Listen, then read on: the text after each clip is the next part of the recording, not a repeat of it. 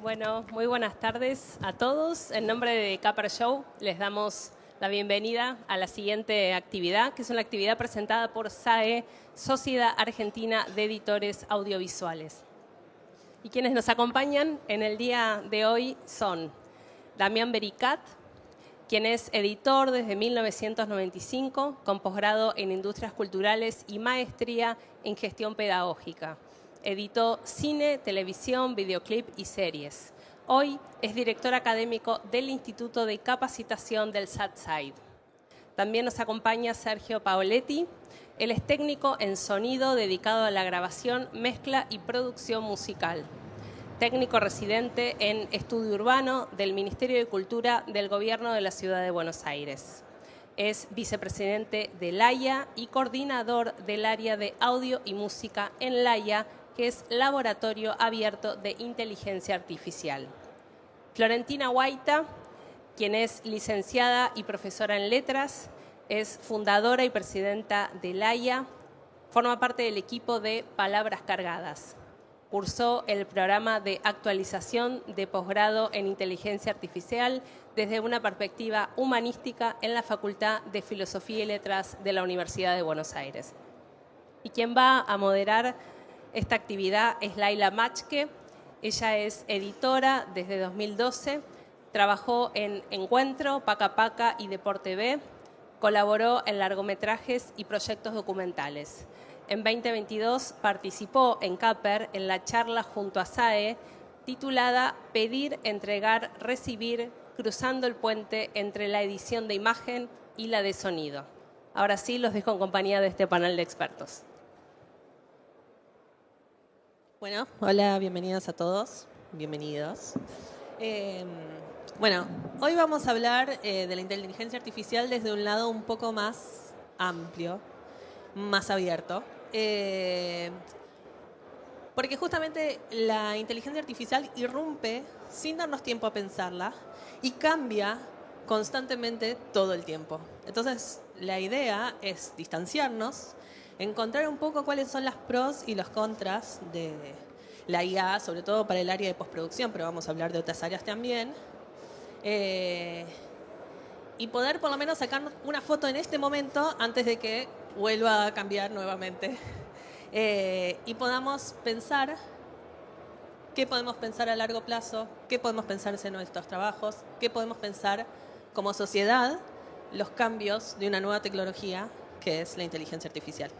Así que bienvenidas y bienvenidos. Bueno, yo creo que la primera pregunta para los tres sería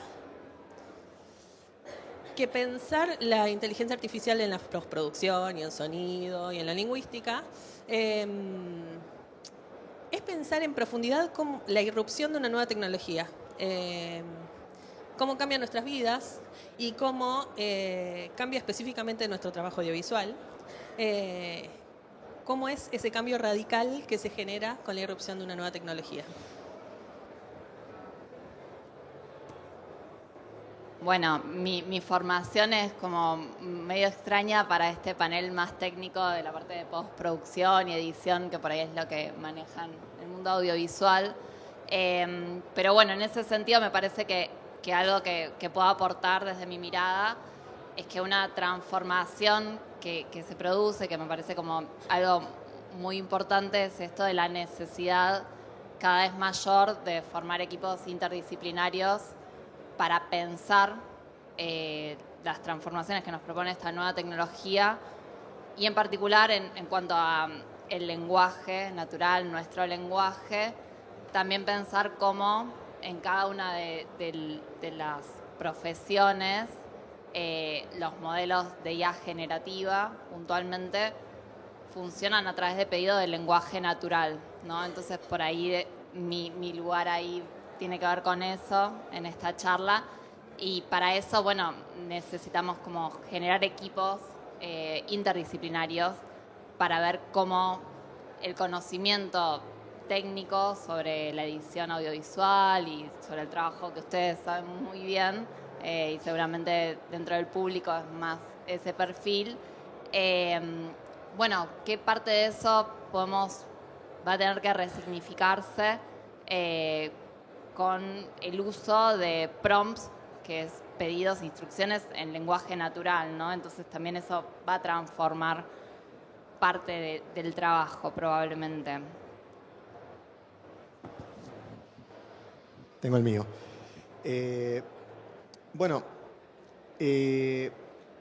La IA es una tecnología revolucionaria más. Hemos vivido o sobrevivido a una lista interminable de tecnologías revolucionarias y como explicábamos en charlas previas, me parece que Floren dijo algo que es tremendamente sustantivo y lo quiero traer como para que lo tengamos como piedrita de base, porque me parece que dijo algo súper valioso, que es que cuando llega una tecnología humana nueva, trae algo y se lleva algo, invariablemente. Ella había puesto, desde su punto de vista lingüístico, la aparición de la escritura de alguna manera condena la memoria, fue el ejemplo que vos habías usado. Y decimos, bueno, por un lado, qué sé yo, Góngora confiaba más en la memoria porque no estaba extendida la publicación, entonces tenés una silva de 500 versos o mismo también 2 siglos antes. Sí, Tirso ya de Molina. habíamos hablado como bueno de esto de Platón, que escribiendo hablaba en contra de la escritura, porque para la comunidad de la que venía la oralidad era como fundamental, ¿no? Y la memoria como habilidad cognitiva, de lo que después por ahí podemos hablar. Entonces se lleva esa memoria como función cognitiva, pero nos trae la posibilidad de acceder a textos de mucho más largo aliento que no seríamos capaces de memorizar. Es decir, nos cambia el scope y nos cambia el alcance, hasta dónde podemos llegar. Y esto viene desde mucho antes, desde los primeros Cromañón, el primero que inventó el palo lanzador para que aumentar el brazo de palanca de una lanza, pudo matar a un bicho muy malo que estaba muy lejos o un bicho muy grande que estaba muy cerca. Y antes de eso, el anterior a él se había muerto de eso. ¿Qué perdió? Y por ahí perdió algo de agilidad, algo de puntería, porque el palo lanzador dio una fuerza bruta tremenda. Pero ganó algo. Lo mismo pasa con la imprenta, lo mismo pasa, bueno, ni hablar con el bronce, ¿no? Entraron los griegos en la península ibérica y mataron todo lo que encontraron y se quedaron con todo, porque el bronce contra el hierro gana bronce y no hay ninguna discusión. O sea, no se podían hacer una mesa redonda los romanos para discutir, che, pará, ¿bronce sí o bronce no? Porque venían los griegos con la espada de bronce y te mataban y ya está. Y la aparición del bronce hizo que desaparecieran pueblos enteros, los sicanos, todo el norte de los etruscos. Cada vez que entra una tecnología revolucionaria, alguien gana y alguien pierde. A veces ganan los mismos que pierden y a veces los que ganan son unos y los que pierden son otros. Creo que eso que es crucial, que dijo Floren en ese momento, es lo que nos tiene que hacer invulnerables a la velocidad del cambio, ¿no? Y decir, ok, esto es una tecnología revolucionaria, vienen los griegos con una espada de bronce, no vas a decir, no, bueno, pero y así o ya no, olvídate. Querés hablar a Telecom porque no tenés internet y te tiene una IA que no te va a ayudar. Creo que cuando nos incorporamos al mundo de la IA porque nos agarra del cogote y nos incorpora, te guste o no te guste, creo que lo que dijo ella es el norte que no tenemos que perder. ¿Quién gana qué y quién pierde qué? Cuando vayamos elaborando un poco más qué es la IA como tecnología humana, vamos a ver esto de quién está ganando y quién está perdiendo y decidir cuánto queremos perder a cambio de cuánto queremos ganar, porque termina siendo una tecnología muy transaccional.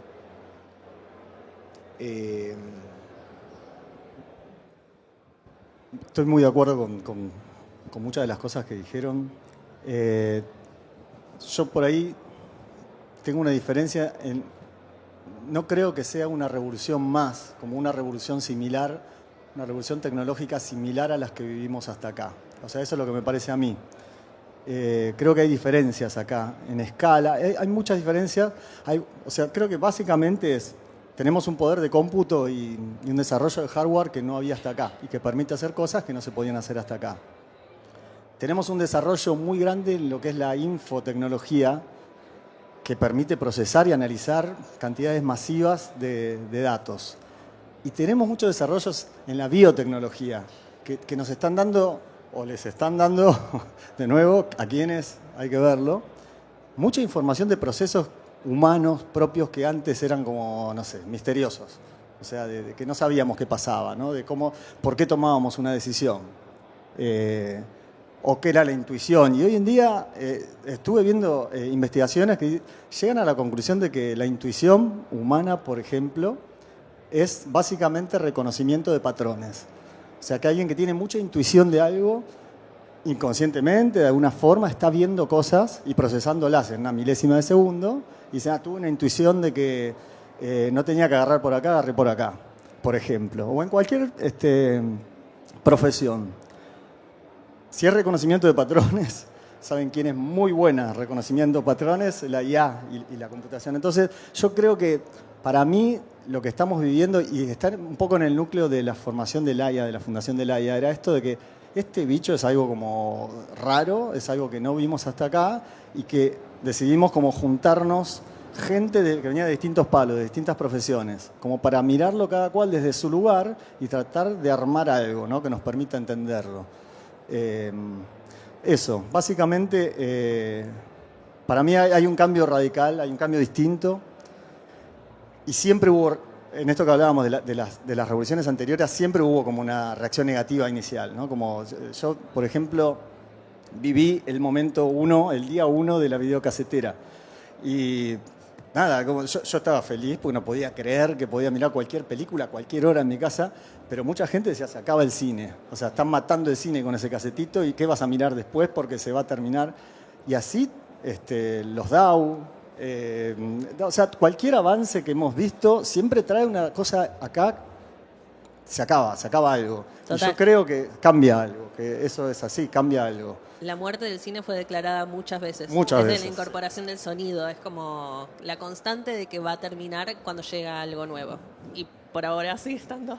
Lo mismo con, no me quiero adelantar, pero lo mismo con la amenaza al trabajo, ¿no? También.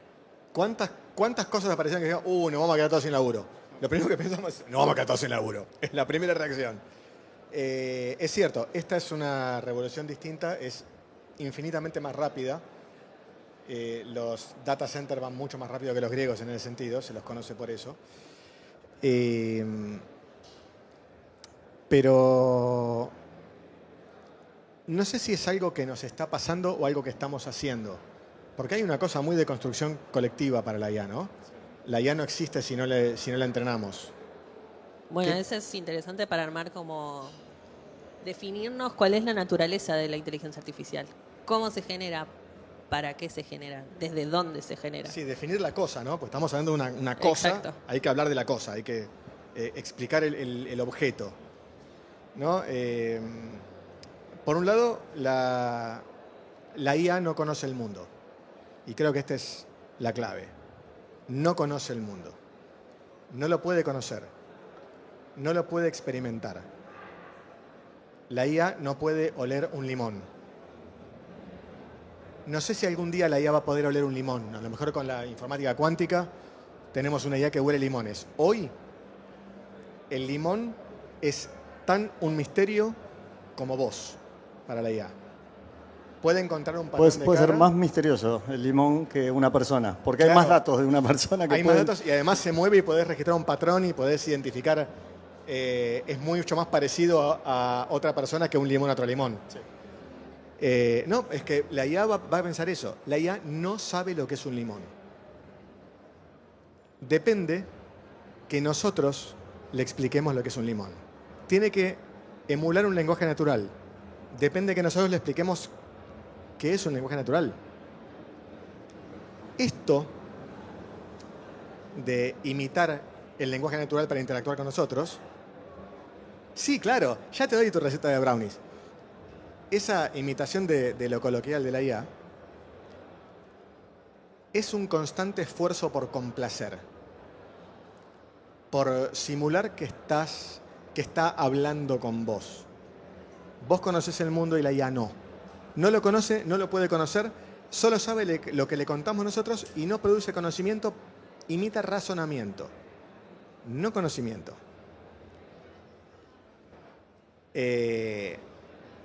Hablando con un colega muy querido, empezamos a pensar si no vamos a terminar cambiando en los libros la definición de conocimiento y de razonamiento.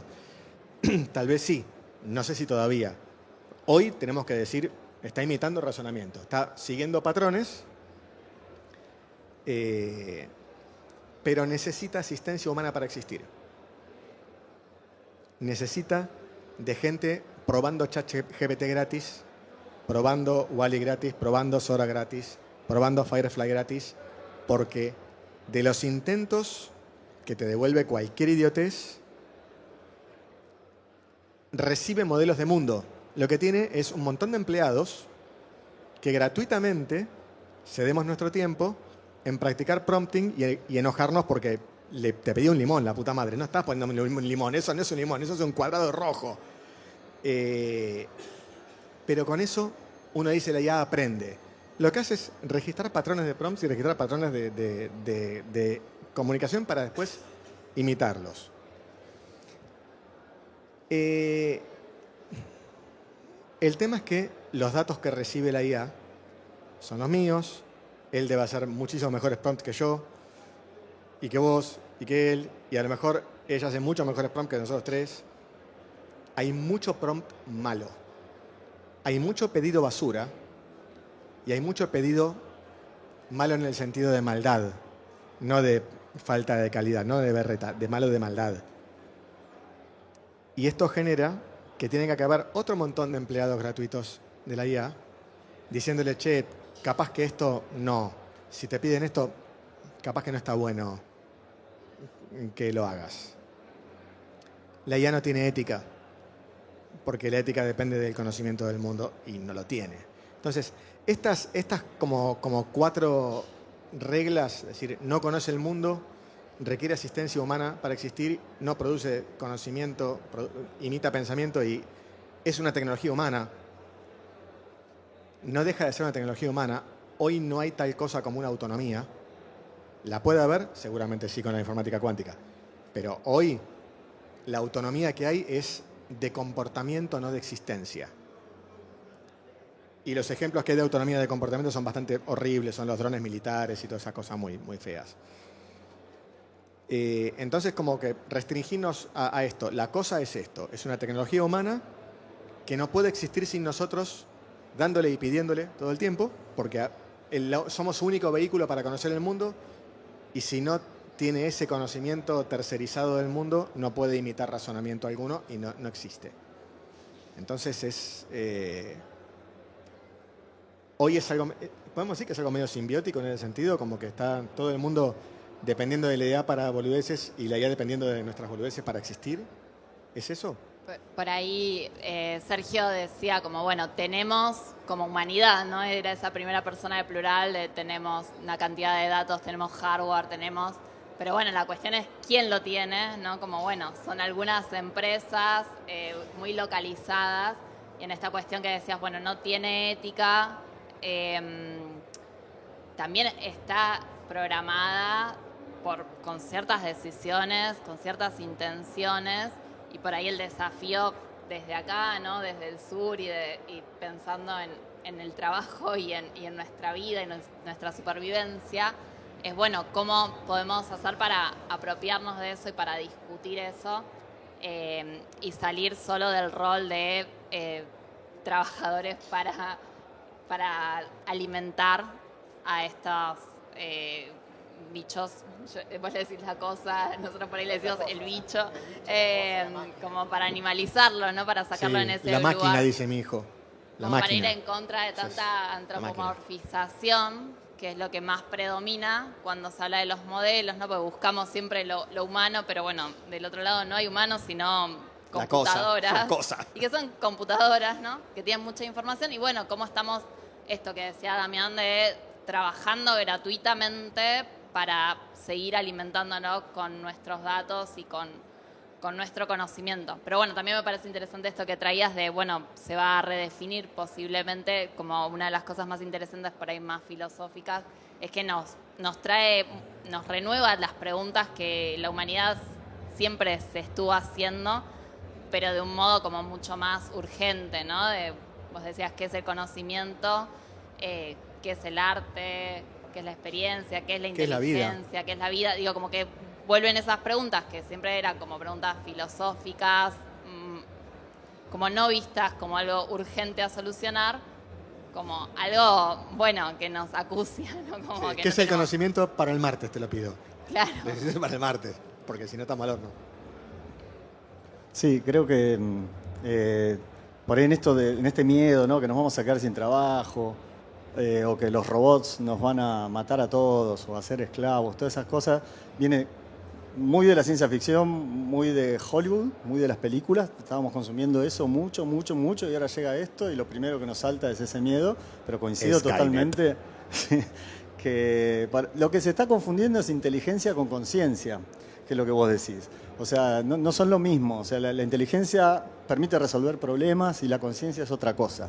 O sea, en la conciencia nosotros tenemos miedos, tenemos convicciones, tenemos intención, tenemos un montón de cosas que no va a estar. Nos damos cuenta de si algo está bien o está mal. Si algo está bien o está mal, exactamente. O sea, yo creo que el miedo está en las máquinas y en realidad el miedo tiene que estar en los poquitos billonarios que tienen esas máquinas, porque no se van a rebelar, le van a hacer caso.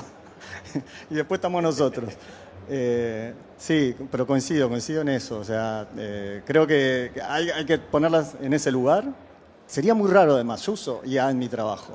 Yo uso IA desde hace años en el trabajo específico de sonido, ¿no? De mezclar, de masterizar, etc. Sería muy raro pensar que el programa que estoy usando o los plugins que estoy usando tengan cierta conciencia. O sea, me sentiría como en un lugar de ahora... ¿Podemos trabajar ahora o querés tomarte un tiempo? O sea, esto de antropomorfizar... Sergio, tenemos que hablar. Claro. No, uy. ¿Qué pasó? Yo creo que de ahí podemos, ya que estamos definiendo la IA en términos filosóficos, armar también como para nuestro área de postproducción, cuáles son las áreas en que el trabajo nos cambia el IA. ¿Qué tipos de IA podemos definir ampliamente? Voy al panfleto. Se me fueron de panfleto un poco. No, está perfecto. El tema ahí es, dentro de lo que es cualquier tecnología humana, porque, a ver, toda tecnología nueva dejó sin laburo a alguien.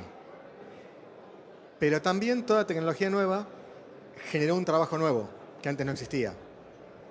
En postproducción, cuando yo empecé, que todavía andábamos en dinosaurios y eso, existía un montón de laburos que hoy no existen. Alguien que subtitule, alguien que haga copias a VHS con timecode en pantalla para la famosa videocasetera. Yo he pasado noches haciendo copias a 5 pesos la hora, pero noches. Desgrabar. Había gente que vivía de desgrabar. Tenías un documental. 80 tapes con entrevistas. Y quiero un Word de esto. Bueno, un montón de gente que desgrababa, hacía anotaciones. Todo es ese laburo de detección de patrones. No era un laburo particularmente satisfactorio, digamos. La retribución personal que te puede dar después de que estuviste 8 horas haciendo copias VHS es que tenés 40 pesos. No te da otra satisfacción personal. No sé que justo te haya tocado copiar algo que estaba buenísimo. 0,5% a las veces. Y creo que ese es el otro punto ético que tenemos que ver. La tecnología genera otros. Digamos, teníamos loggers, teníamos transcriptores, teníamos subtituladores, no teníamos community managers, no teníamos creadores de contenido, no teníamos... había una lista interminable, productores transmedia, no teníamos. Los coordinadores de postproducción hacen otra cosa distinta, pero no dejaron de existir, solamente hacen otra cosa distinta. Los asistentes de edición no dejaron de existir, hacen algo distinto. no hay más cortadoras de negativos. Tampoco hay más mazamorreras y tampoco tenemos más subtituladores. Yo siempre les cuento el ejemplo de en el año 90 y, no me acuerdo, 94, 95. Yo laburaba en un estudio donde había una chica pobre que su trabajo era subtitular el canal Venus de cable, que era el canal que pasaba películas porno. Ella estaba 8 o 9 horas por día subtitulando películas porno. Vos la veías salir a las 6 de la tarde y estaba hecha pelota. Estaba hecha pelota. O sea, decís, ¿uno quiere que se labure la una IA? Sí, por favor. Deja que Viviana haga otra cosa que esté mejor. Yo he tenido que separar cámaras en fárragos de switcher que estaban mal, que alguien grabó, me acuerdo, un concierto en el Colón, una ópera, había como 9 cámaras y tuvieron la brillante idea de no empatar el color de las cámaras. Entonces después hubo que separar todo para poder corregir color cámara por separado, porque no teníamos plata para hacer un tape-to-tape, que no era como ahora que es un DaVinci en tu casa, era un DaVinci en una habitación como esta que costaba $1000 por día alquilarla. Entonces, ayer hice más o menos lo mismo, pero le pedí a la que me haga un scene detection y me cortó 40 minutos de programa para que yo pueda separar la cámara 2 al canal 2 y corregir el blanco que lo hice mal. Ahí se ríe mi asistente que lo estuvo haciendo conmigo ayer. Eso tomaba 3 días de laburo. Y charlamos 2 minutos y se hizo solo.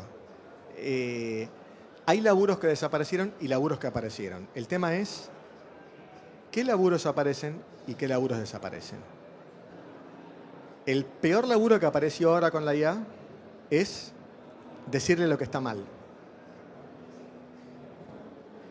¿No? Montones de gente. Sí, que no es tan distinto al trabajo de esta chica que subtitulaba Venus, ¿no? Es como peor, que, es mucho peor. como que uno piensa, bueno, si se pueden automatizar trabajos en los que estamos precarizados, que no son trabajos creativos y que decís qué bueno que una persona se esté ocupando de eso, buenísimo. El tema es, bueno, los trabajos que surgen, que sean mejores, ¿no? Como, bueno, que sean más, que llenen a la persona que lo hace, ¿no? Y en realidad lo que vemos ahora en esto de bueno, tenemos miedo de quedarnos sin trabajo y a la vez, no sé, el pluriempleo es, digo, esta crisis económica en la que estamos es una crisis muy distinta a las anteriores, que era de desempleo. En realidad tenemos más trabajos de los que querríamos, ¿no? Bueno, el Tal tema cual. es qué hacemos con esos trabajos, ¿no? Pero bueno, Sí, claro, y los tipos de trabajo, ¿no? Y el tipo de trabajo. Pero tal vez esto no...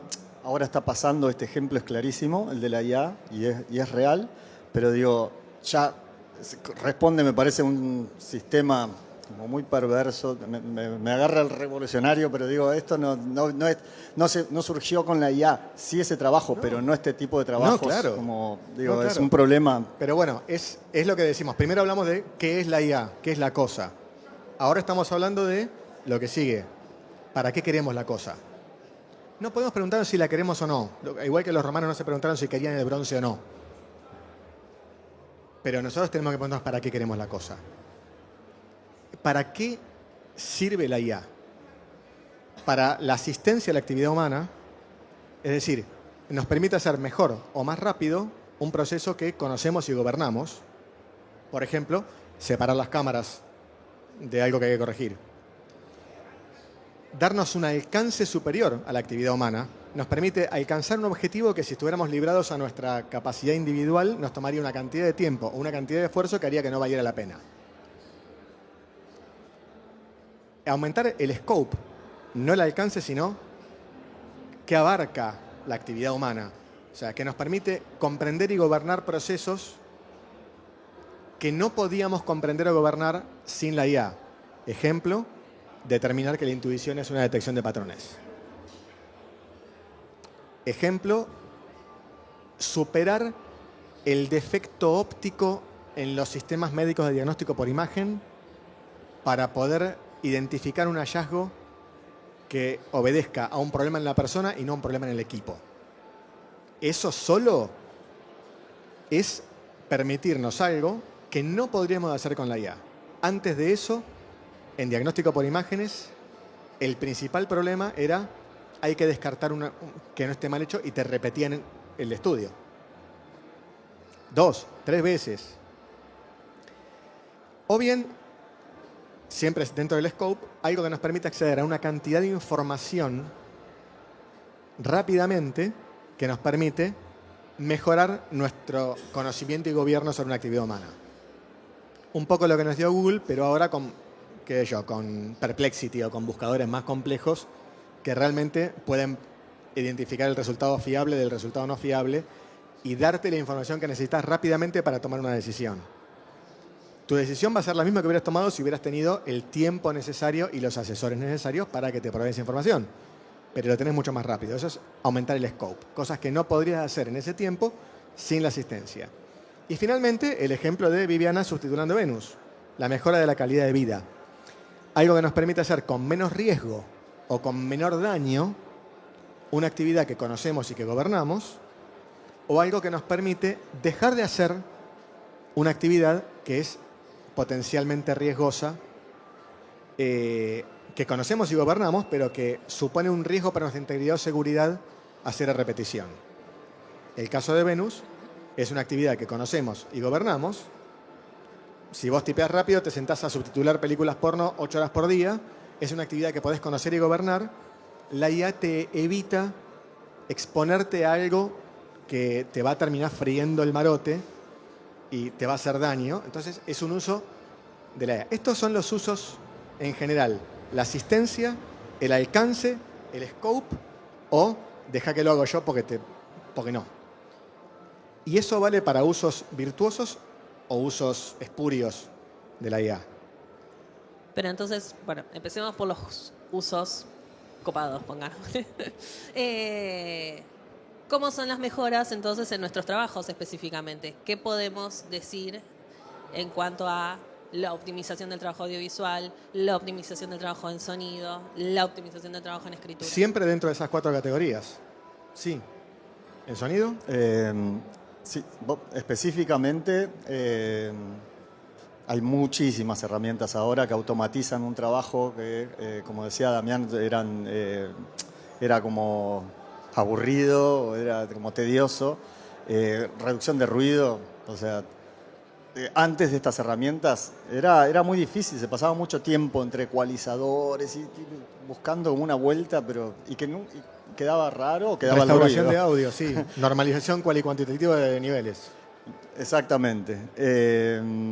Ecualización, o sea, hay herramientas ahora que funcionan muy bien para reducción de ciertas resonancias, hay una que se llama DynAssist dentro de Pro Tools, que es como un riding del fader. ¿Vieron cuando uno automatiza? No es una compresión, sino que es como una automatización manual para llevar un track ya a cierto nivel promedio, que no es lo mismo que la normalización, porque la normalización lleva el pico más alto arriba.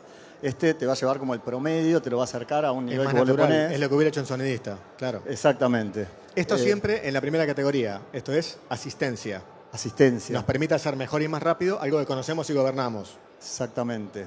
Después hay que preguntarse por qué quiero trabajar más rápido. O sea, una cuestión es, hay tareas que me resultaban aburridas.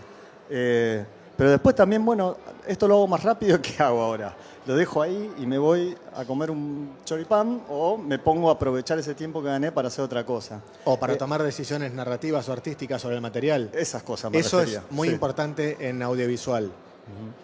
En la isla de edición, a ver, cuanto más tiempo le dedicas a la técnica, menos tiempo te queda para tomar decisiones narrativas, para volver a ver la escena y decidir si realmente esa imagen que te estás matando corrigiendo color hace media mañana, iba esa o iba otra, ¿no? Totalmente, porque aparte siempre estamos corriendo, entonces si estamos corriendo, por lo menos que sea para cosas más interesantes. Claro, bueno, el uso espurio de esto sería lo que dijo ella.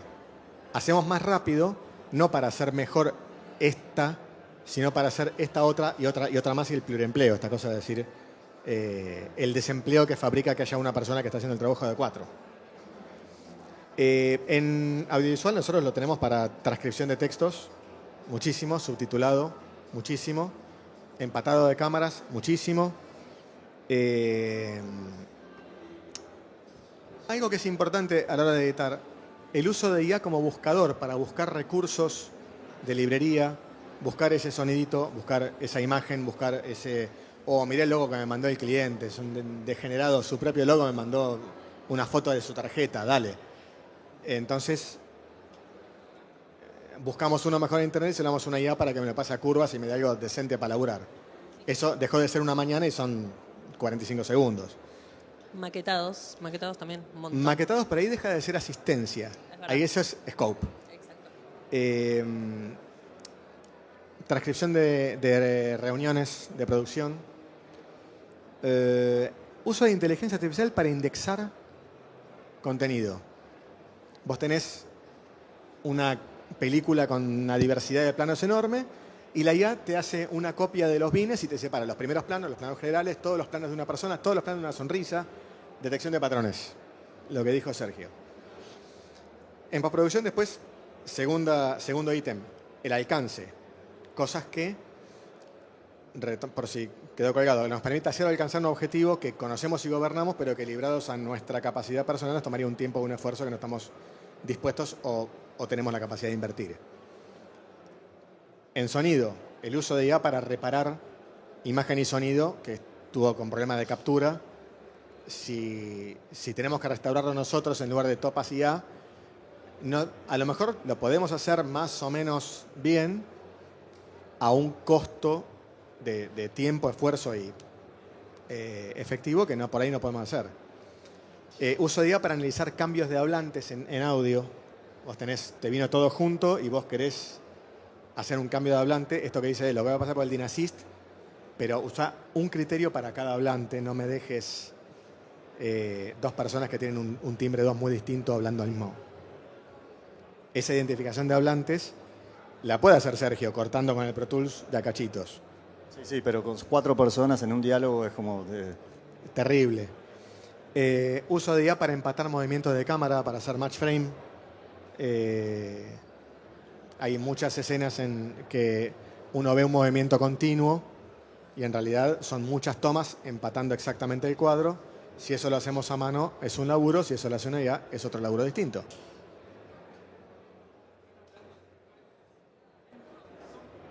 No, de uso, sea un plugin o sea un software específico que sirve nada más que para eso, como Topaz, o un plugin como el caso de DynAssist.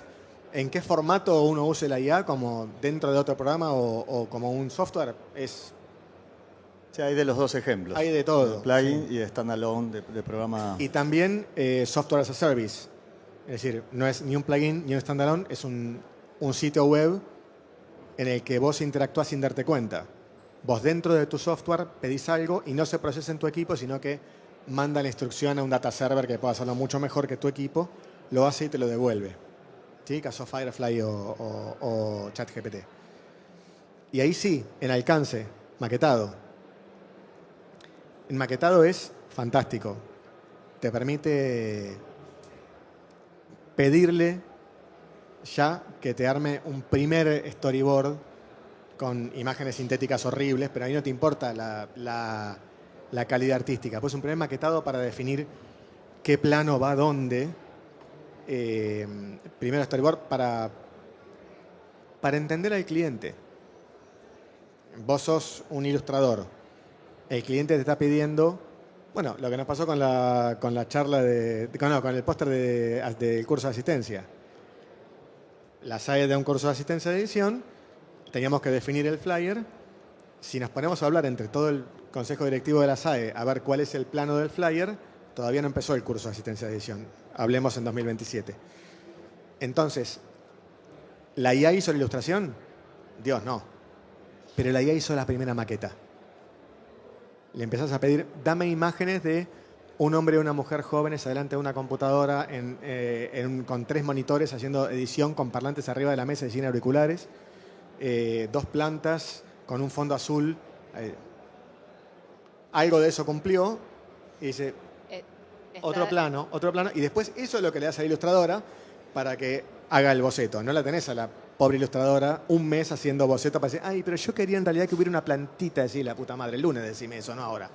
Entonces, ese maquetado te permite, uno como cliente de una ilustradora, entender vos lo que querés sin quitarle expectativa de vida a otra persona que dice... dale, ¿no? Eso para mí el maquetado es fuerte.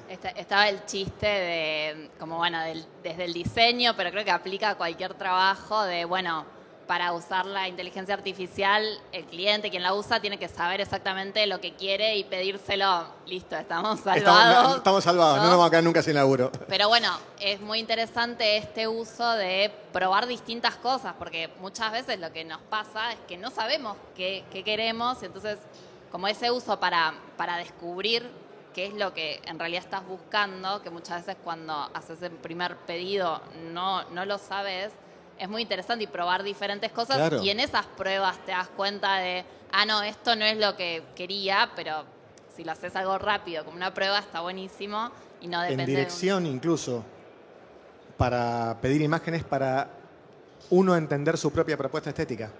Claro, como una cosa para promptear que aconsejamos a veces es, bueno, decirle lo que querés y que te haga preguntas para vos entender mejor tu problema, que es como una parte muy importante de pensar qué querés, ¿no? Y antes de pensar un pedido bien hecho, en realidad tenés que saber qué es lo que es como la ley del prompting, ¿no? El prompt siempre termina con preguntame lo que no entiendas.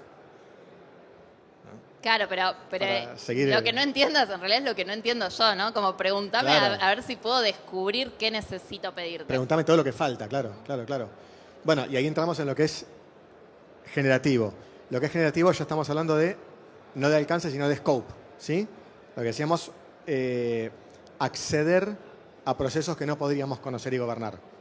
Y que no podríamos acceder a conocer y gobernar sin el uso de la IA. Y ahí estamos en IA generativa, el gran cuco de todo, ¿no?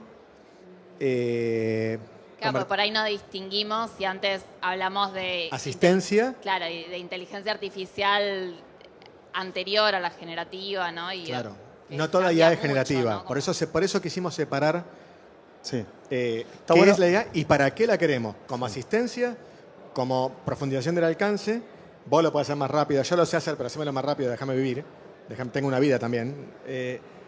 O este tercer escalón que es el scope. Cosas que no podríamos llegar a hacer. Eso de distinguir entre el error de la máquina y el error del paciente cuando ninguno de los dos funciona, ¿no? Los dos tienen problemas. Está bueno las diferencias, por eso también está bueno hablar, generalmente decimos la IA como si fuera una, y está bien decir las IAs, porque hay diferentes formas, ¿no? De diferentes formas toma el bicho, digamos. Sí, es un problema el nombre que no ayuda a entender de qué se está hablando. Sí, el nombre se ha hablado mucho, que puede llegar a ser un problema. Por eso separamos estos 4 escenarios de para qué queremos la IA, ¿no? Porque no es la misma IA, ni el mismo software, ni el mismo tipo de competencia que se requiere del usuario para sacarle jugo a uno o a otro. Hace muy poco hablábamos con amigos incluso las herramientas, por ejemplo, que tenemos para mezclar audio, para mezclar una canción, no las podemos tomar como IA generativa si lo que nos está generando es una mezcla. O sea, hoy en día hay procesos, hay plugins que me plantean yo le tiro los canales y me plantean un nivel, me ponen los niveles, me ponen los paneos, me ponen la ecualización, me ponen la compresión. La reverb me la va a poner de manera automática. O sea, como uno puede usar las IAs de tantas maneras que incluso esas herramientas que diríamos que son de asistencia, también las podemos pensar como alguien se está generativas. enojando. Sí, ojo, porque no hablen mal. Pero nada, ese es un punto a pensar. Yo creo que podría, tranquilamente, si a mí me devuelve una mezcla, yo creo que está generando. Es generativo, algo. sí. Está generando bueno, algo. hay un software que me mencionaron hace un par de días que vos le tarareás la melodía y le das el texto con la letra y te hace el arreglo con los instrumentos que vos quieras. Sí. Y me dijo un músico colega que hace unos arreglos estupendos. Él es yankee, entonces ya ahí estás bajando como el scope de la pregunta. En ese sentido, como que tienen todo tan estandarizado que para ellos reconocer el patrón de cómo mezclan es muy fácil y la IA lo puede hacer más fácil que si fueran polacos, ponele.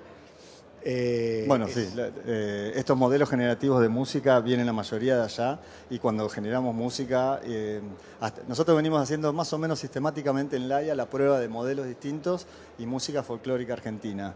Y viene siendo un desastre. Imposible, O claro. sea, como de a poco va mejorando. Si escuchamos claro. lo primero, escuchamos lo de Dale ahora, van a K-pop decir, y es hay mucho algo más fácil que Claro, una eso chacarera lo hace tronca. muy bien. La chacarera, una cueca no lo va a Una hacer. cueca más no lo va a hacer. complicado. Pero bueno, en general lo que decimos es el tercer escalón, el scope es eso que nosotros no estamos haciendo. Y no necesariamente somos capaces de hacer. No está mal usar una tecnología para hacer algo que no somos capaces de hacer. Pues también decíamos con vos, con Laila del otro día, que decís, no, bueno, pero puede hacer un arreglo no también como músico. Y yo tampoco puedo hacer un arreglo también como músico. El tema es si puedo hacer un arreglo mejor que yo, no si lo puedo hacer mejor que Lalo Schifrin. Entonces, bueno, convertir imagen en movimiento es el uso en redes sociales más abusado y extendido que se puede imaginar.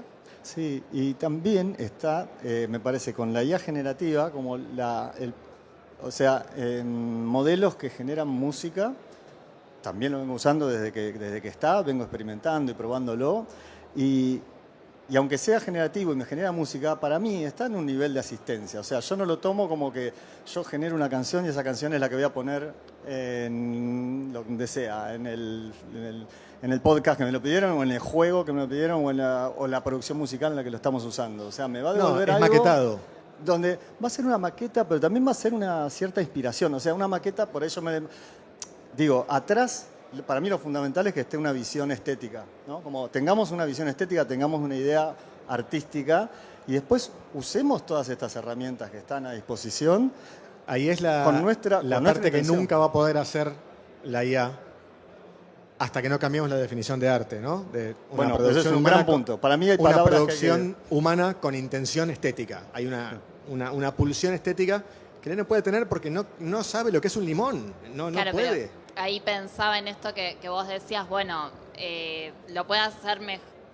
O sea, si yo genero una canción, obviamente va a ser mejor que lo que pueda hacer yo, que no sé nada de música. Y cada uno en su disciplina, en la que es especialista, como que ve las fallas de los modelos, ¿no? Como, bueno, el que se dedica a la música, el que se dedica a lo visual, el que se dedica a la escritura. Y para quien no es especialista, obviamente mejora las producciones. Entonces también hay ahí un uso de alguien que sabe y entonces sabe lo que quiere y puede corregirlo y usarlo como inspiración Exacto. o maqueta. Y alguien que si va a producir Compró la algo, va maqueta. a generar algo mejor y obviamente no puede mejorar esa maqueta y la maqueta le parece genial y le Ahí parece una obra de aparece arte. Porque Claro, ahí aparece la competencia del usuario. Yo uso a veces locuciones sintéticas para marcar ritmo, para marcar la respiración sin quitarle expectativa de vida a un pobre locutor y pedirle que me haga... No, haceme 4 versiones más, una un poquito más... Y ya el tipo llega a un punto que el agotamiento de la persona impida que me pueda dar lo que quiere. Entonces, uso locuciones sintéticas para poder presentar y hacer una primera edición encima de locución y encima de texto y saber qué es lo que le quiero pedir al locutor. Lo mismo que era con el maquetado. Sin embargo, en redes sociales ves un montón de locuciones sintéticas por todo concepto. Ahí depende de lo que dijimos al principio. Estos usos de asistencia, alcance, scope, no están haciendo una evaluación, una devolución cualitativa de la cosa, ¿no? El modelo vale para usos virtuosos y para usos espurios. Y acá me voy a poner oscura y vamos a empezar a hablar un poco de las contras. Pienso.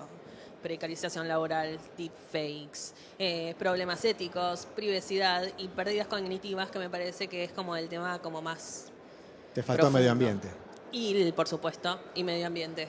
Y el impacto medioambiental de la IA en nuestro mundo. Terrible. No sé quién quiere empezar con este tema tan divertido.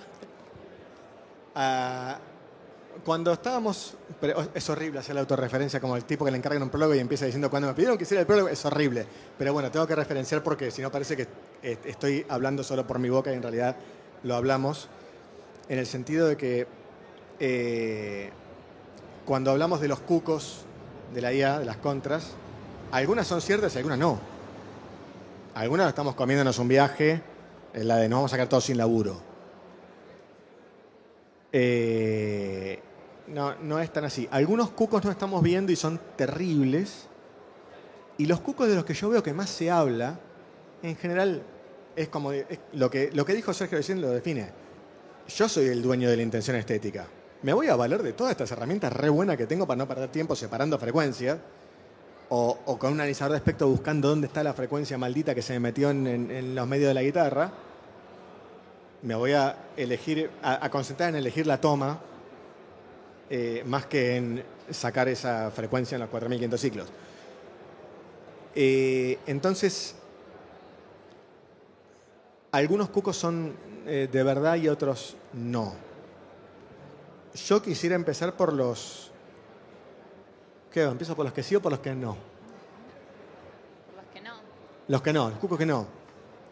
Nos vamos a morir todos, viene Skynet, nos van a reemplazar y vamos a hacer solamente una fuente de bioenergía para que la máquina pueda trabajar. No. Nos quedamos más tranquilos. No. Hoy, esta foto, lo que dijo Laila, estamos sacando la foto de hoy. Hoy, no parecemos estar ni siquiera cerca. No, hoy no se puede hablar de un crecimiento exponencial a futuro de la IA. Es una tecnología humana y está limitada a lo que el humano puede darle. Como cualquier otro sistema informático, la IA es tan buena como los datos que nosotros le demos y como la calidad de energía eléctrica que nosotros le demos. Ese es uno de los cucos que sí. Entonces, el primer cuco que no es nos vamos a quedar sin laburo. No, vamos a tener que aprender a laburar de otra manera, nos vamos a tener que adaptar. Si nos van a matar a todos, no, tenemos que empezar a usar espada de bronce. No es que todo es apocalipsis y todo es hemos caído en la máquina. No. Hay salida si estás atento y buscando el cartelito verde, si no te vas a quedar adentro, ¿no? Pero eso no, es un cuco de los que no. La degradación cognitiva es lo que dijiste vos. Sí, bueno, ahí pensaba también en esto de cómo cambia cuando lo agarra un especialista, alguien que ya sabe y está formado, y qué pasa, bueno, coincidimos en que somos docentes, entonces, como, ¿qué pasa cuando alguien se está formando? O alguien ya formado que le está dando mucho uso, como obviamente va a haber una pérdida de ciertas habilidades. Y bueno, la cuestión sería ver esto, si se abren, lo mismo que con los trabajos, ¿no? Si esas habilidades que por ahí delegamos, nos abre la posibilidad de desarrollar nuevas habilidades o qué otras cosas estamos haciendo. Igual, digo, nos parece algo preocupante, ¿no? Esta delegación cognitiva y que vemos, o sea, más allá de los estudios que empieza a ver, uno ve y siente los efectos. No sé, el ejemplo más clásico es la orientación que tenemos en la ciudad, ¿no? Que creo que más allá de la edad que tengamos... El GPS te mató, claro. Todos vivimos como algún nivel de degradación de nuestro nivel de ubicación. Estamos siempre perdidos y no nos damos cuenta. Y Pues bueno, salgo a la ciudad, estoy perdido, pero no me doy cuenta, porque tengo ahí el celo que me dice, dobla acá, seguí derecho. Yo soy el ejemplo que no. Yo no uso navegador en el auto. Conozco toda la ciudad. Como que querés mantener esa habilidad. La cuestión es esta, Miro ¿no? el mapa antes de salir. De decidir. Y si me pierdo, porque me puedo perder, paro, caso el mapa, digo, no, que boludo, ruta 8 horas para allá. Pero eso cuando me voy a un lugar al que no voy nunca. Cuando voy a un lugar que voy... Soy un poco también como los caballos de Gesell, no voy siempre por los mismos lugares. Pero no uso navegador en el GPS. Y esto viene a cuento, no de decir, ya no uso GPS. No, viene a cuento de decir, esto no es un interruptor. No es que... es mucho menos grave que los griegos con la espada de bronce. Podemos elegir, nosotros tenemos el interruptor. Es lo que dice Sergio. Nosotros tenemos la pulsión artística. Decidimos qué herramienta usamos para qué y cuándo. Nosotros tenemos la función cognitiva. Decidimos a quién se la dejamos, a quién se la dejamos y a cambio de qué. No es que, listo, ahora se maneja únicamente con navegador. No, la conoce, la navega. Si no querés, lo usás. Si no querés, lo apagás y te fijás el mapa antes de salir y después decís doblo acá, doblo allá y ya está. Esa decisión es lo que dice Floren que preocupa. Lo que preocupa es cuando nos entregamos al reemplazo cognitivo sin que haya una decisión de decir, te voy a dar esto hasta acá. ¿Por qué? Porque yo tengo identificado lo que es, lo que me va a dar más alcance, más scope o más velocidad o me va a proteger de un daño. Es decir, si me estoy metiendo en un lugar que puede llegar a ser complicado y que si me meto capaz que no salgo, dale, poneme el navegador y quiero ver una vista satelital también para ver qué parte mejor no me meto. Pero decido si lo hago, si realmente necesito esa asistencia o no, si realmente quiero trabajar más rápido o no. Por ahí cuento algo de un desarrollo que es un prototipo que tenemos en el laboratorio. Desde palabras cargadas, es un prototipo que se llama Calíope, porque venimos pensando mucho en qué hacer con la escritura, con la enseñanza de la escritura, y a quienes nos gusta escribir, como que parecería que es una habilidad que ya puede ser reemplazada por las máquinas, pero en realidad cuando querés escribir algo vos, y eso es algo que no te puede reemplazar la máquina. Y entonces, un poco como pensando alternativas de cómo poner a la inteligencia artificial en otros roles y qué roles queremos seguir ocupando, hicimos este prototipo que lo que hace es hacerte preguntas a partir de tu texto y con eso ayudarte a seguir, como bueno, evitar esta página en blanco, que en realidad ya dejó de ser el problema de la página en blanco, sino que el problema ahora es la página llena. Y entonces, bueno, volver a esa página en blanco y que la inteligencia artificial se ponga en el rol solo de hacerte preguntas. Y bueno, tenemos asistencia ahí, y no scope. Claro, y el tenemos scope ahí a a Calíope que no le permitimos que halague los textos, que digo, porque esto que decías vos antes de, bueno, cómo se comportan los modelos de lenguaje, en realidad es la versión que conocemos que se popularizó a través de los chats, ¿no? Como esta cosa conversacional, halagadora, antropomorfizada, y en realidad los grandes modelos de lenguaje pueden tener otros usos que, nada, tenemos que decidirlos también en función de qué habilidades y qué actividades queremos seguir haciendo a las personas, ¿no? Como, bueno, un poco esa es la invitación del laboratorio y creo que Calíope sirve como ejemplo para eso. Estaría buenísimo pensar, no sé, una versión para los otros lenguajes, ¿no? Yo creo que ese es... a mí me encanta cuando habla Floren porque realmente dice lo que es absolutamente sustantivo. Es como que yo veo que me está poniendo la piedrita blanca en el camino para que no me caiga de noche. Lo que ella acaba de decir, como si nada así, es una barbaridad, gente. Acuérdenselo porque es una barbaridad. Y tiene que ver con de dónde proviene nuestro placer, de dónde proviene nuestra dopamina. Los modelos ahora te elogian y te dicen cosas muy lindas todo el tiempo para que vos les sigas diciendo que es un limón, porque no saben lo que es un limón. Necesitan que sigas alimentándolo. Pero eso es falopa. Entonces, si a vos te dicen, no, ahora te ves en Instagram, ¿cómo convertirte en un creador de contenidos digitales en 18 minutos? Te agarrás, le pedís a una idea generativa que te haga una imagen y a ChatGPT que te haga un guión, después vas a Sora, le decís que te conviertes esa imagen en un video y después lo monetizás con un Canva y lo mandás a otra IA que imprime remeras y las vende y tenés un ingreso pasivo de $30.000 por día. No. Nadie nunca, ¿ok? Nadie nunca. Pero supongamos que eso, que es un disparate de proporciones épicas, fuera cierto. Vamos de vuelta. No es cierto, es mentira. Nadie hace eso. Pero suponete que fuera cierto, que ya la IA estuviera en ese lugar. ¿Queremos eso?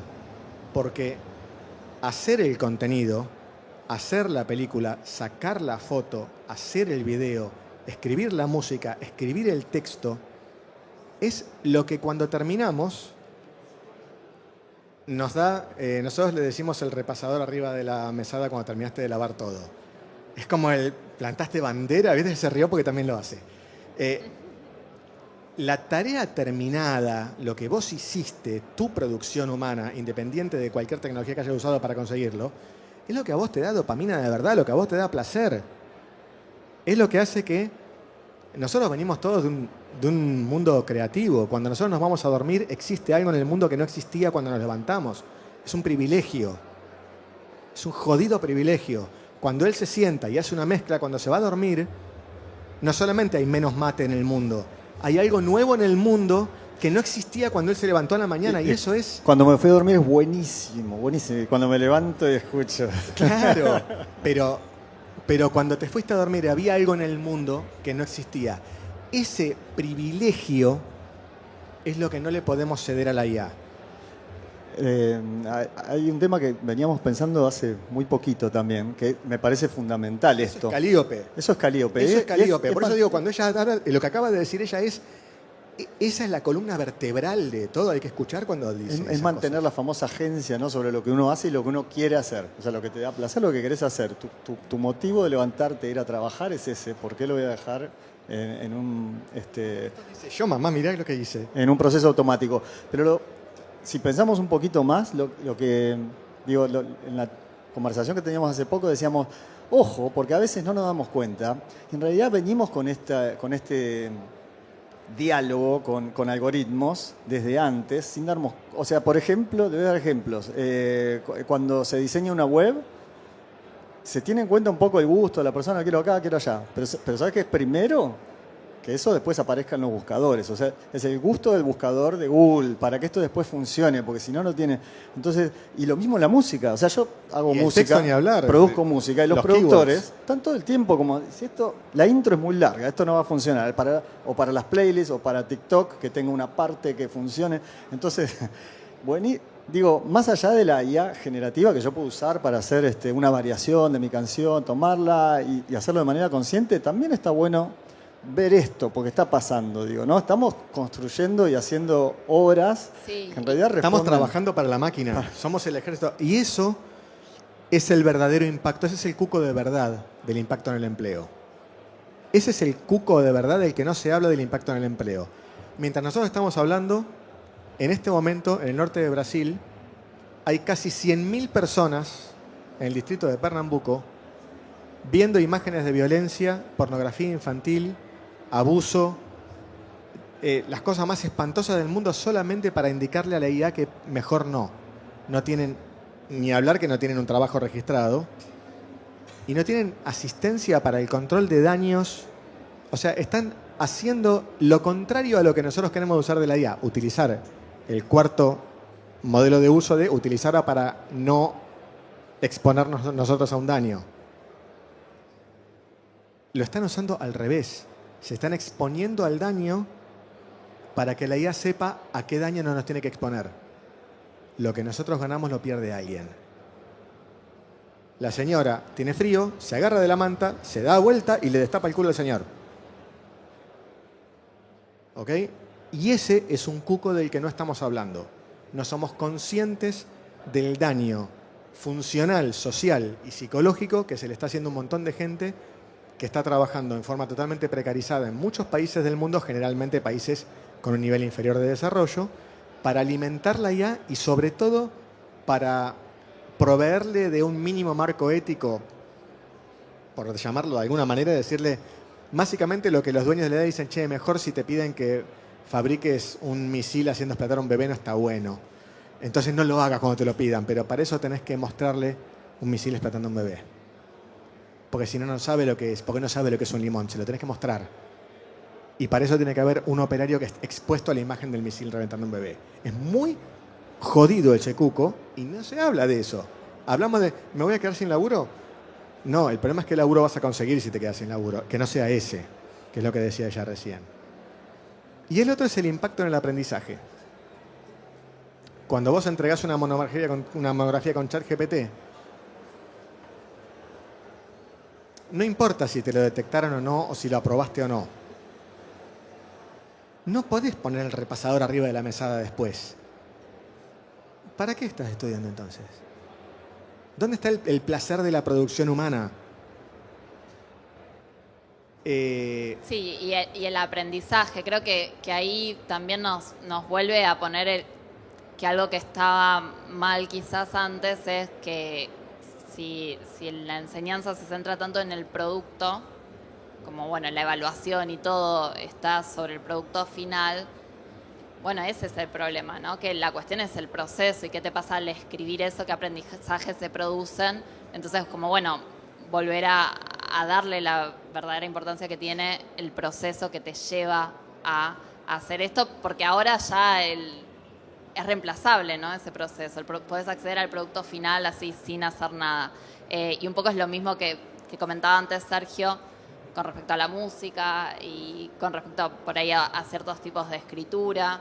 Como, bueno, quizás las personas estábamos produciendo cosas automatizadas, ¿no? Como, bueno, siguiendo recetas, siguiendo fórmulas para que funcione, como trabajando para el algoritmo, ¿no? Como, bueno, que una canción sea reproducida tiene que tener tales cosas.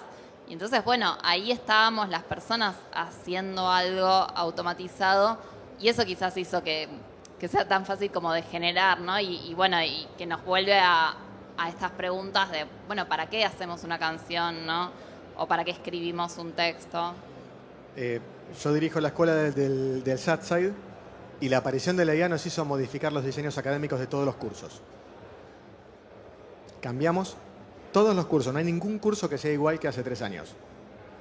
Cambió todo, cambiaron todos los mecanismos de evaluación, cambiaron todos los mecanismos, cambió todo. ¿Para qué?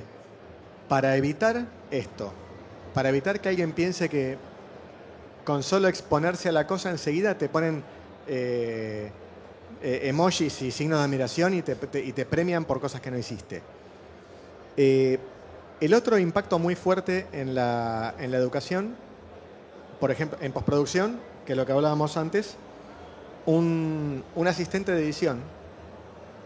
Uno está formando un asistente de edición nuevo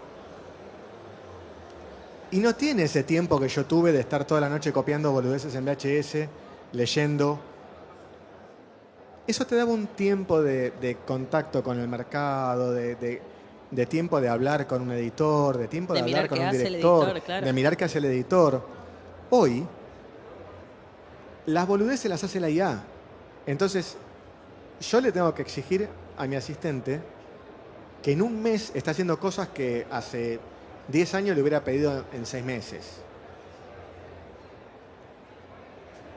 Por un lado, todo tiene algo bueno y algo malo. Por un lado, los asistentes van a hacer algo mucho más interesante y mucho más reconfortante. Por otro lado, tengo que elegir muy bien al asistente porque tiene que ser capaz de bancarse esa curva de aprendizaje que es casi un disparo vertical. Tiene que caerse de lleno a subirse a un auto en marcha. Y que esté preparado de que si todo falla pueda lidiar con eso, porque también al tener todo tan alto y tan rápido, a veces no aprendemos cómo es. ¿Qué pasa si todo falla? Claro, ¿Qué hago yo en ese se pierde momento? la resistencia y la frustración, que es lo primero que se enseña en diseño de medios audiovisuales. Lo primero que se tiene que aprender, la clase 1 es diseñar, producir un objeto cultural, es una prueba de resistencia a la frustración. La página en blanco que decía Floren antes. ¿Cuántas veces puede decir, la verdad que esto que escribí es una garcha? Y hacer control N y empezar de vuelta es lo que dice que también vas a escribir. Lo que decía Picasso, la inspiración llega si te encuentra pintando. Hoy no tienen tiempo de que te encuentre pintando porque tenés que entregar el cuadro mañana porque si no te lo hace la IA.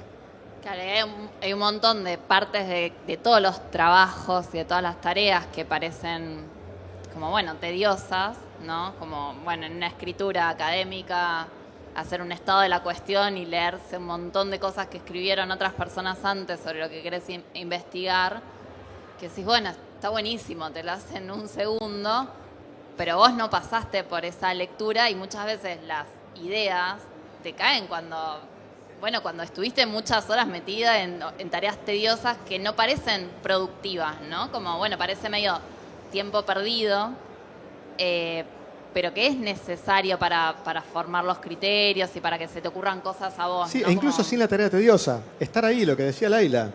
Estar ahí sentado y mirando.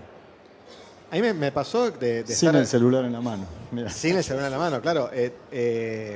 Teníamos la ventaja en ese momento que no había celular, pero yo me acuerdo de estar... Yo saliendo de la isla estaba haciendo un documental que venía, pero de culo, pero era una cosa tremenda. Me llamaron de bombero, no de editor. Y al lado estaba haciendo Estañaro Padre, una peli, estaba Penny, estaba la Negra Di Flori y estaba Miguel Pérez. Entonces, cuando yo quería despejar la cabeza, yo me sentaba al lado de Penny mientras armaba, que estaba asistente, o me sentaba a tomar café con Miguel. Y lo que más me sirvió del documental que yo estaba editando es ir a tomar café con Miguel y con Bruno Estañari y discutir sobre el corte de Casas de Fuego. Y después yo estaba editando con la cabeza que se asomaba Miguel y me decía, es esa cosa de porque estaba ahí, porque él también se había hinchado las pelotas de lo que estaba haciendo, entonces venía a mi isla y yo me hinchaba la bola que estaba haciendo yo y me iba a la isla de él. Eso no era un trabajo tedioso. A veces nos íbamos a tomar mate al hall y hablábamos de otra cosa, y de ahí salía la clave para nuestro... De mover la bandeja terminabas encontrando cuál era la galletita que querías, ¿viste? Y hoy no tienen tiempo de eso. Hoy mi asistente no tiene tiempo de eso. Hoy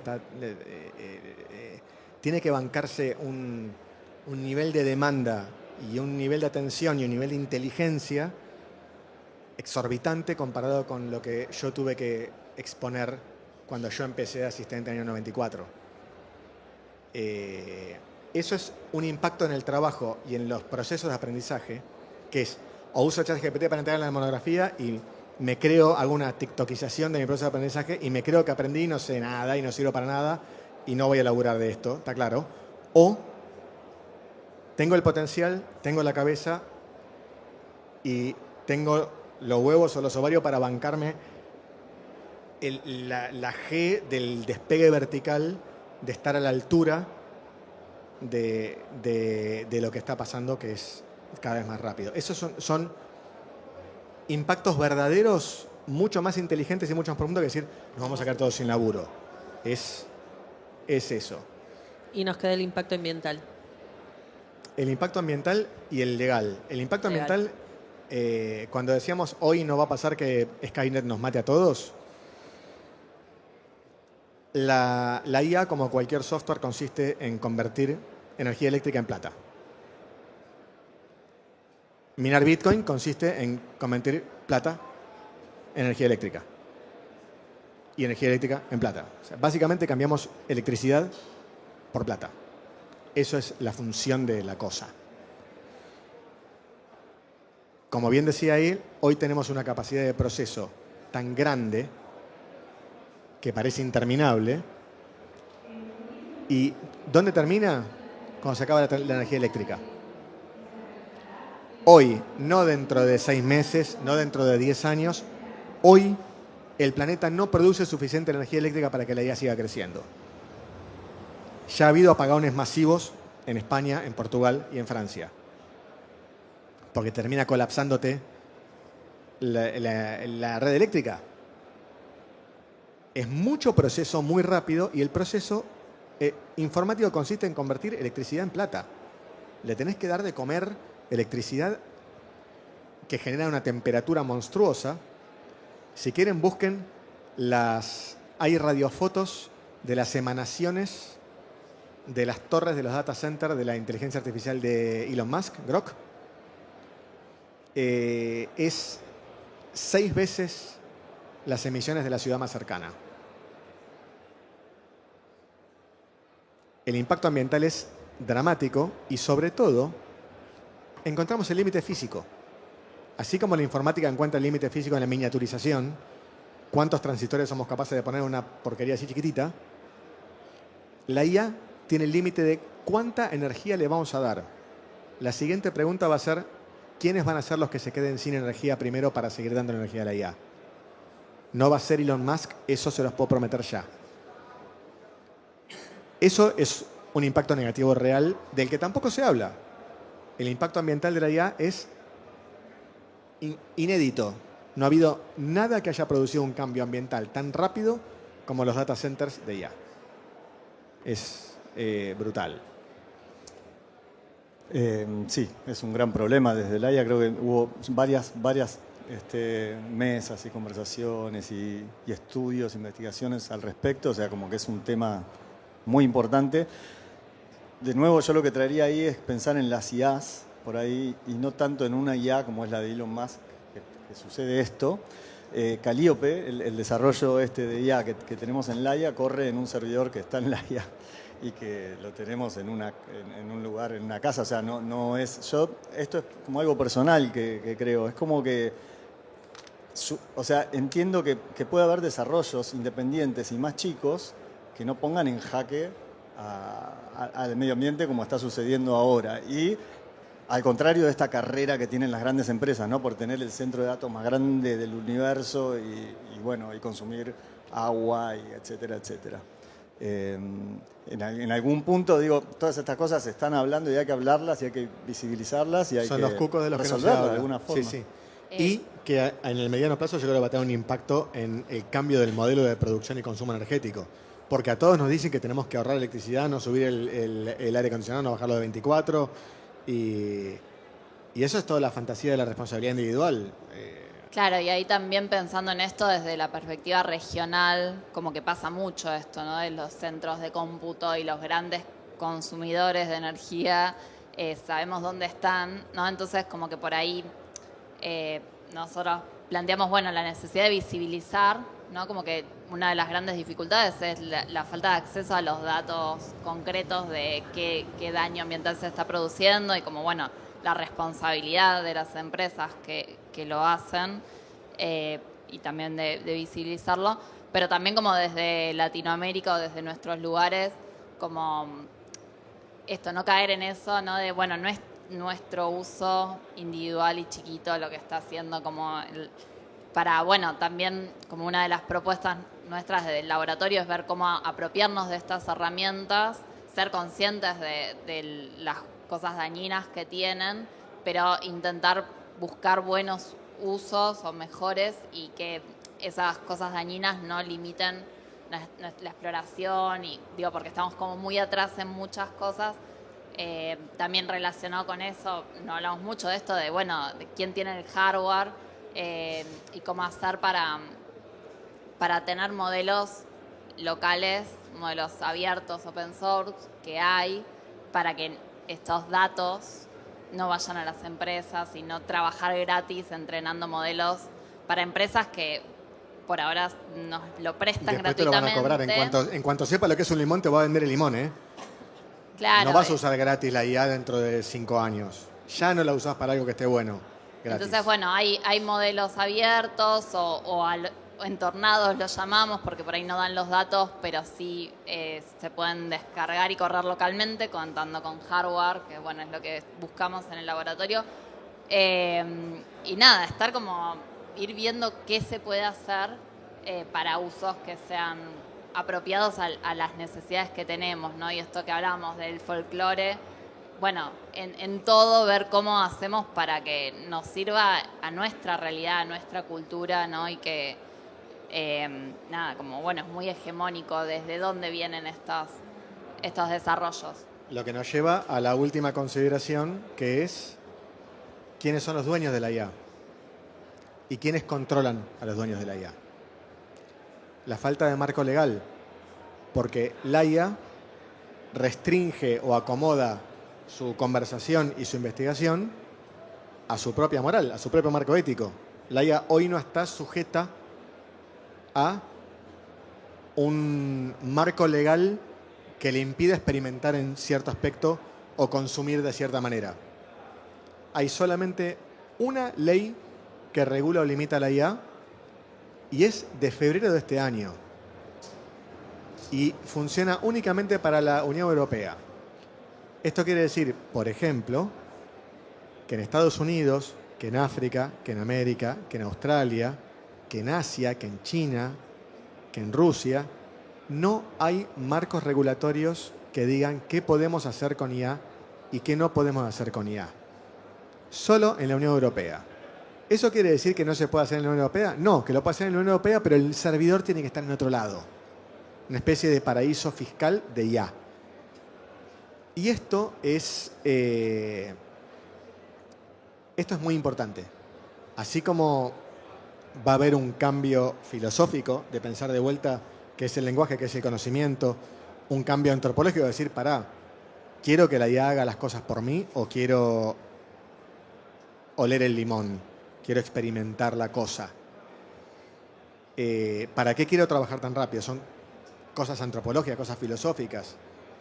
va a haber un cambio tecnológico en el sentido de que va a tener que modificarse la matriz productiva para poder hacer que haya electricidad para la IA y para nosotros. También va a tener que haber un cambio legal que haga que estos supermillonarios que son los dueños de todo, alguien les diga capaz que eso no.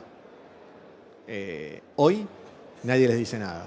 Bueno, a mí son las 3:30 que podemos pensar, si quieren decir algo más acerca de lo que ustedes piensan del futuro de la IA, o abrimos a si alguien quiere hacer una pregunta. Con respecto al trabajo, para mí me parece que odio hacer futurología y pensar lo que va a pasar porque nadie lo sabe, es muy, o sea, no, pero sí lo que estoy viendo es que es muy importante la adaptación, o sea, esta cuestión de esto está pasando, estas herramientas están, puedo usarlas, puedo no usarlas. Si las quiero usar, o sea, si yo decido conscientemente, digo, esto está bueno, esto me sirve, esto me ayuda a donde yo quiero llegar, necesito como cierta capacidad de adaptación, y esto que decían, los cambios son demasiado rápidos. Entonces, de estar como un poquitito encima de lo que está sucediendo. Para mí eso va a ser más importante que aprender capacidades técnicas. Como aprender a usar ahora tal aparato, tal plugin, tal programa. En 3 meses cambió. Y ahora te tenés que adaptar a eso y a eso. Entonces, me parece que va a ser más importante como un desarrollo personal. De desarrollarte vos como, no sé, ingeniero, como creador, como artista, como lo que sea, entender quién sos y poder usar las herramientas que tenés, porque van a cambiar. O sea, lo que sabemos, si hay algo que sabemos es que van a cambiar. Totalmente. ¿Alguno de los dos? ¿Habrá preguntas? Así, 4 o 5 preguntas rápidas.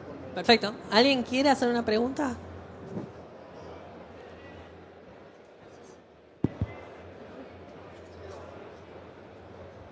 Hola, ¿qué tal? Buenas tardes. La verdad que muy interesante todo. Un poco compartirles, yo soy realizador audiovisual y bueno, estoy en el trabajo desde lo que es la estructura del guión, pasar por todo lo que tiene la preproducción, producción y ver el producto terminado. Y un poco comparto esto con ustedes, encontrarme con colegas que ya ni siquiera hacen la estructura de un guión, sino que se la piden a la IA y se empiezan a perder ciertas cosas. Cuando hay un equipo trabajando y empiezan a hacer preguntas. ¿Cómo nace el personaje? ¿Cómo pasó esto? ¿Cómo pasó lo otro? No lo saben, chicos. No lo saben. La producción audiovisual es la producción de un bien cultural colectivo. Somos una industria creativa de producción colectiva. No hay un hombre Victorinox que pueda hacer una película.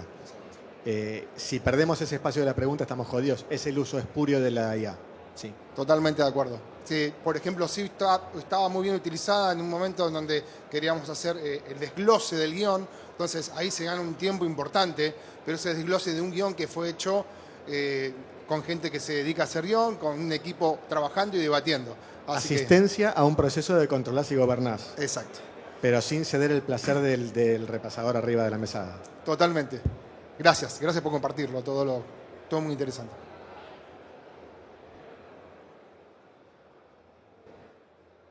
¿Alguien más? Hola, tremenda la charla, muchas gracias, muy interesante. Quería preguntar si capaz tienen alguna mirada o capaz quizás advertencias sobre los usos de la IA y el tema del daño cognitivo, tipo, ¿cómo podemos hacer las personas que estamos todavía en una instancia de aprendizaje y de estudio para aprovechar estas herramientas sin que nos hagan puré el cerebro? Esa es mi pregunta, no sé si... gracias. Bueno, sí, es una de las cosas que nos preocupa pensar, ¿no? Nosotros como que ya somos grandes, ¿no? Y estamos como pensando en, bueno, cómo hacen las nuevas generaciones, a quienes estamos formando, para usarlo, porque también vemos como algunos que por estos miedos que tienen, son miedos reales, que está bien tener, como que hay una negación quizás a usarlo. Para mí es clave esto de poder hablar con otras personas, ¿no? Y ir regulando también los usos, ¿no? Y como tener conciencia de cuándo lo usás y para qué y cuándo no. Y ir identificando en tu propio uso si esto de sentir si dejas de poder hacer cosas También pensando en los apagones, ¿no? Como, bueno, no delegar todo asumiendo que siempre va a estar ahí disponible, sino... pero bueno, creo que hay una cuestión de una búsqueda de equilibrio que está difícil, ¿no? Pero de poder explorar sin miedo y poder usar y ver en qué cosas ayuda y a la vez poder tener las habilidades sin el uso, ¿no? Como, no sé, qué consejo, como intentaría eso, como un mix de no cerrarse y buscar un equilibrio y hablar con otras personas también de qué usos se están haciendo y como estar atenta por ahí a eso, ¿no?